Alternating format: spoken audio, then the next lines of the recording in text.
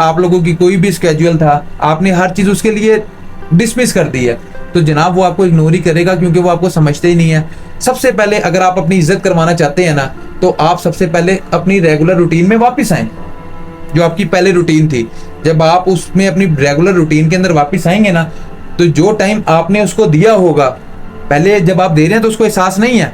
लेकिन अगर वो आपके साथ इतना सा भी मुखलिस हुआ, उसके दिल में अल्लाह पाक ने इतनी सी भी राय बराबर की मोहब्बत रखी हुई ना आपके लिए, तो वो समझ लें हिलेगी। वो सोचेगा यार ये पहले इंसान जो है मुझे इतना इतना टाइम देता था, अपनी क्रिकेट को स्किप कर दिया इसने मेरे लिए, ये जिम जाता था इसने मेरे लिए छोड़ दिया, अभी अपनी रेगुलर रूटीन में आ गया, अब इसने मुझे जो है ना टाइम देना कम कर दिया। तो हो सकता है या तो वो वापिस आना आपकी तरफ शुरू हो जाए,